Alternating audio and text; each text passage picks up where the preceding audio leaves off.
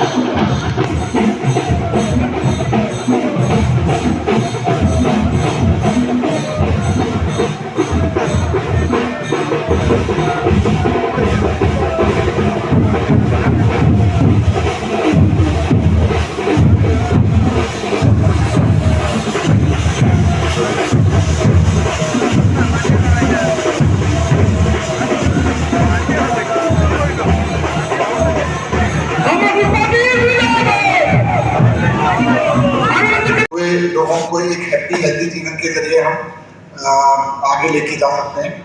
ये नए भारत की पॉलिटिक्स है, यही नया भारत है जो हम सब मिलके अपने बच्चों को देना चाहते हैं। उसके लिए ये सारी लड़ाई है। बात हमारी और आपकी या किसी पार्टी की नहीं है, बात यह है कि हम आगे आने वाले समय में कैसा भारत चाहते हैं, कैसा फ्यूचर चाहते हैं। बिना एजुकेशन के ना फ्यूचर है बच्चों का और ना हमारा फ्यूचर है। हमारा फ्यूचर तो बच्चे ही हैं, तो उनके लिए हमें क्या करना है ये हमारी राजनीति बताती है। ആരോഗ്യ സംരക്ഷണം എത്തിച്ച വിപ്ലവകരമായ മൊബൈൽ ക്ലിനിക്കുകൾ മുതൽ വൈദ്യുതി ബില്ലുകൾ വെട്ടിച്ചുരുക്കിയും സൗജന്യമായി കുടിവെള്ളം എത്തിച്ചും ഇപ്പോൾ സ്വകാര്യ സ്ഥാപനങ്ങളോട് കിടപിടിക്കുന്ന പൊതുവിദ്യാലയങ്ങൾ വരെ ഡൽഹി ജനതയുടെ ജീവിതം ആം ആദ്മി പാർട്ടി മാറ്റിമറിച്ചു. 10 വർഷങ്ങൾക്ക് ശേഷം 2022 ആ നെന്മയ വിപ്ലവം പഞ്ചാബിലേക്ക് വ്യാപിച്ചു. ജനങ്ങൾ ഒരുമിച്ചാൽ നമ്മൾ ഈ മിഷൻ ജനക്ഷേമ മുന്നേറ്റം എന്ന രീതിയിൽ പങ്കസാർ സൂചിപ്പിച്ചതുപോലെ വീടുകളിലേക്ക് ജനങ്ങൾക്കിടയിലേക്ക് നമ്മൾ പോവുകയാണ്. സ്വാഭാവികമായും ഒരു കോമൺ കോസ് അല്ലെങ്കിൽ കോമൺ ലക്ഷ്യം നമുക്കുണ്ടാകും. ഇപ്പോൾ കോട്ടയം ജില്ലയുടേതായ രീതിയിൽ ഒരു വിഷൻ 25 ഡിക്ലെയർ ചെയ്ത് പോവുക, പാലക്കാട് ജില്ല പോവുക, അങ്ങനെയല്ല. വിതരണം എന്നിവയിലൂടെ കർഷകർക്ക് അവരുടെ ഉൽപ്പന്നത്തിന് മികച്ച വില ലഭിക്കുന്നുവെന്ന് ഉറപ്പാക്കും. കേന്ദ്ര സംസ്ഥാന സർക്കാരുകൾ കർഷകർക്കായി പ്രഖ്യാപിക്കുന്ന പദ്ധതികൾ സുതാര്യമായി നടപ്പിലാക്കും. തദ്ദേശ സ്ഥാപനങ്ങൾ കർഷകരുമായി ചേർന്ന് പ്രവർത്തിക്കുമെന്ന് ആം ആദ്മി പാർട്ടി ഉറപ്പാക്കും. അത് ഞാൻ പറയാൻ കാര്യം, ഇടയ്ക്ക് രസകരമായ സംഭവം ഉണ്ടായി. അതായത് നമ്മുടെ ഇടതുപക്ഷത്തിലെ കൃഷി മിനിസ്റ്റർ ഉണ്ടായിരുന്നു നമ്മുടെ കഴിഞ്ഞ ടൈമിൽ. അദ്ദേഹം പിന്നീട് മാറി. അദ്ദേഹം തന്നെ പറഞ്ഞിട്ടുണ്ട്, നാളികേര വികസന കോർപ്പറേഷന് തന്നെ 3 കോർപ്പറേഷൻ ഉണ്ട്. നാളികേര വികസനം, തെങ്ങ് വികസനം, പിന്നെ തെങ്ങിന്റെ തൈ വികസനം. ഇതിന് 3 മെമ്പർ ബോർഡാണുള്ളത്. നാളികേരത്തിന് ഒരു ബോർഡ് മെമ്പറുണ്ട്, തെങ്ങിന്റെ കുഴിയടക്കാൻ ഒരു ബോർഡുണ്ട്, അതിനൊരു ബോർഡ് മെമ്പറുണ്ട്, അതിന് വളവിടാൻ, അതായത് തെങ്ങിന് തന്നെ ഏതാണ്ട് 5 ബോർഡുണ്ട്. കോഴി പൊട്ട വികസന കോർപ്പറേഷൻ ഉണ്ട്, കോഴി വളർത്തൽ വികസന കോർപ്പറേഷൻ ഉണ്ട്, കോഴി വിറ്റഴിക്കൽ കോർപ്പറേഷൻ. ഇതെന്തിനാണെന്ന് വെച്ചിട്ടുണ്ടെങ്കിൽ ഇതെല്ലാം ഒരു ബോർഡ് ഉണ്ടാക്കി അതിന്റെ ബോർഡ് മെമ്പർ അല്ലെങ്കിൽ